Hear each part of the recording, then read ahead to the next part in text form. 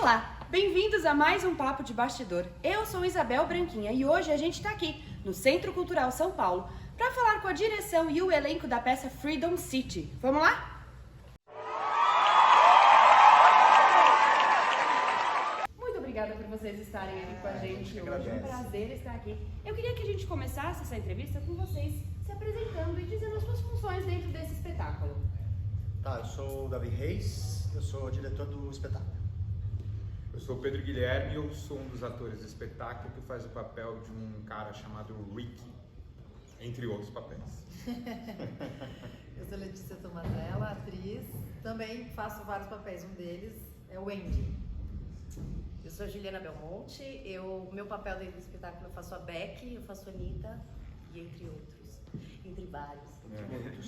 Eu sou o Luca Garcia e, assim como todos eles, eu também me desdobro em vários personagens aí na peça, especificamente mais o Jay, o Frank e alguns depoimentos sobre as questões negras.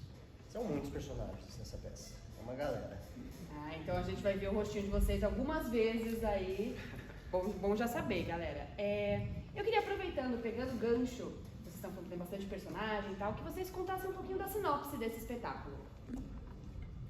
A sinopse gira em torno da história do Samuel, que é um rapaz de mais ou menos 30 anos, que começa a se envolver na internet com uma espécie de plataforma, né? Uma espécie de plataforma na Deep Web, como se fosse a Deep Web, meio onde existe uma suposta liberdade para você falar o que quiser, e quando você vai vendo mais a fundo, é uma liberdade, não é aí que entra a discussão da peça, dá margem a um lugar de manifestação de discursos de ódio, de preconceitos, de racismo, de machismo. Você vê a ascensão desse personagem que vive num mundo de um trabalho de um subemprego e as suas fragilidades afetivas em torno, a falta de amigos, a relação com a irmã, que ele tem uma relação que é a relação do personagem da Letícia,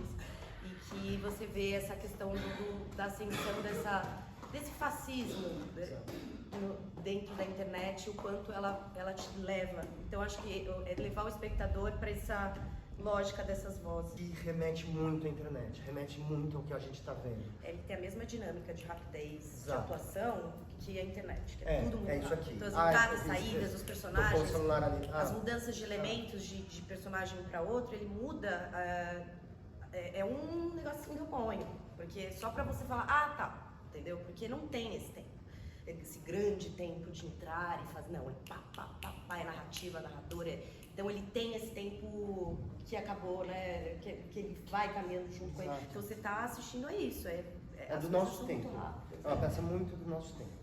Perfeito. E esse texto é pouco conhecido, né? Sim, ele é inédito. Exatamente. É de um autor que vocês têm trazido com bastante frequência com a companhia. E eu queria saber, porque eu sei que o texto ele traz essas questões de extremismo, questões muito delicadas.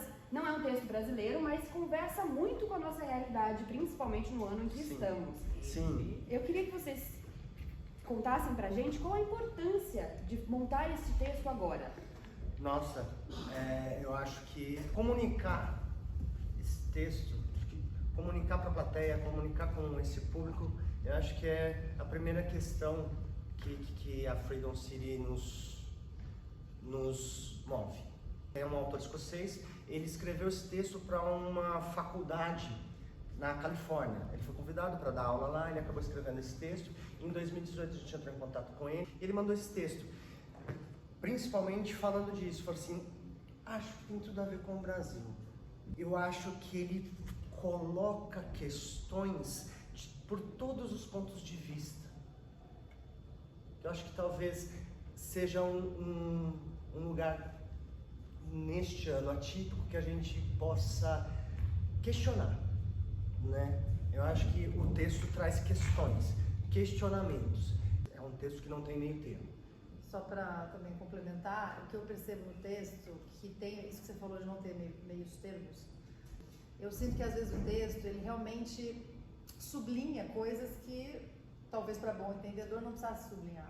Só que eu acho que é um momento que a gente tem que sublinhar coisas. Por exemplo, a gente estava na pesquisa sobre a peça no começo, e aí a gente começou a ver pulular no nosso celular matérias sobre grupos neonazistas no Brasil. E você fala assim, gente, pera, não, eu estou no século errado, isso é mentira, isso aqui não é possível. Tem coisas que a gente está tendo que ser Didáticos e radicais, sim. E eu acho interessante, uma vez eu vi uma entrevista do Ariano Suassuna que ele falava que ele era muito radical anti-americano, anti-Estados Unidos, né? Ele falava, bom, mas os caras são radicais para um lado, então eu tenho que ser bem radical para o outro, senão eles me puxam. Eu acho que esse é o momento que a gente está, e acho que esse é o que o texto traz. Eu me sinto, às vezes, fazendo teatro aqui, inclusive para pessoas que não chegam aqui. Eu estou dando voz a pessoas que não conseguem estar aqui. Por mais que seja um espetáculo gratuito, eles não estão aqui na plateia, de alguma forma. Então a gente começa... maravilhoso, né? Enquanto estão é maravilhoso, mas é sempre na sua minoria. Então eu consigo ser minimamente a representação de vozes que muitas vezes são silenciadas, seja por violência policial, seja por racismo estrutural, seja de diversas formas. Mas estar aqui é como trazer toda a minha bagagem de vida, de existência, tudo que eu vejo na comunidade, na periferia, é poder ser a voz deles. Ainda assim me sinto um tanto pequenininho, sabe? Porque parece que é tão pouco, mas é preciso colocar esse tijolinho, é preciso dar esse passo a mais. E se eu não falar com eles, eles já não têm a oportunidade. Então alguém precisa ter voz, e já que eu tenho, eu vou trazer essa força para cá, para mostrar que a gente está aqui, a gente é forte, e a gente quer combater isso, e a gente vai combater isso, e a gente está combatendo isso. Importante e necessário, principalmente nesse momento. E falando em vozes, eu queria que vocês contassem pra gente, vocês estão em cartaz há algum tempo já, se teve alguma devolutiva que marcou vocês, do público, assim, alguma coisa que ficou muito nítido pra vocês, essa importância desse trabalho. Nossa, eu tenho uma que eu fico pensando nela, eu compartilhei com os meninos todos os dias, eu falo disso todos os dias, eu conto pra alguém, essa devolutiva. A gente saiu, no saguão fica sempre uma outra pessoa pra dar um beijo, um abraço e tal, e aí tinha dois garotos de, não sei, 23, 21, enfim, novos, jovens, que um deles me conheceu por causa de uma novela, então ele assistia a novela, então ele veio assim, sedento pra tirar foto e tal, e eu abracei e tal. Eram dois jovens negros, um deles fazia faculdade e ele fala que adora ler, ele era evidentemente bastante intelectualizado, o outro não, falando que não terminou os estudos, ele gostava de ler, perdeu o interesse em ler, começou a contar tudo que foi, ele sente que foi desmoronando, inclusive, na trajetória dele, tal. Enfim, um deles conhecia o Centro Cultural, o outro nunca tinha vindo. Mesmo que aqui seja um espaço público e gratuito, com muitas atividades, falei até das atividades para eles virem me conhecer e tal. E aí, os dois estavam muito tocados com a peça e sobretudo, este menos intelectualizado, vou chamar assim, né, que estudou menos, pelo menos por enquanto, ele é assim, nossa, eu não sei explicar. Mas toca fundo muitas coisas que vocês trazem, coisas que eu não tinha pensado, não tinha tido referências para falar sobre esse assunto, mas me toca muito, achei muito forte.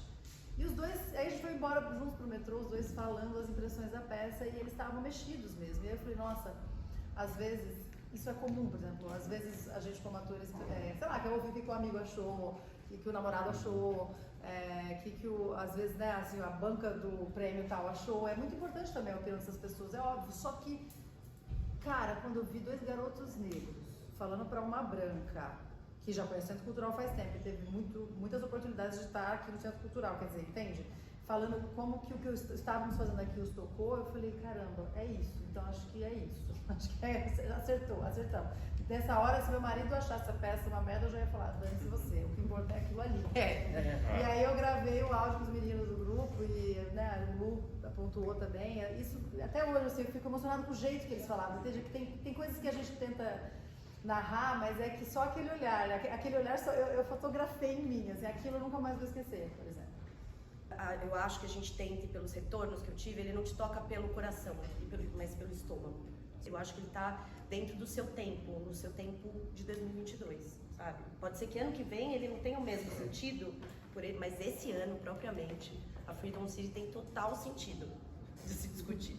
E eu queria agora que vocês passassem o serviço para o povo e para o pessoal, para todo mundo vir assistir vocês porque a temporada tá acabando, mas ainda dá A tempo. gente está aqui no Centro Cultural de quinta a sábado às 21, domingo às 20. É de graça, é só você chegar uma hora antes aqui, você retira seu ingresso na bilheteria, simples, tem um café ótimo, você pode vir conversar com os amigos e já entrar nessa peça. E é isso, venham até dia 1º de maio, tá bom? E é isso aí. Maravilha, muito obrigada, um prazer estar com vocês. E é isso, venham assistir aqui no Centro Cultural São Paulo a peça Freedom City. Tá bom, Obrigada. venham, obrigado. Beijão! E esse foi mais um Papo de Bastidor. Se você gostou desse vídeo, curta, compartilha e deixe o seu comentário. E se você conhece alguém ou se você tem uma peça em cartaz, mande uma mensagem pra gente via DM ou pelo nosso e-mail que nós entraremos em contato. Um beijão e até a próxima!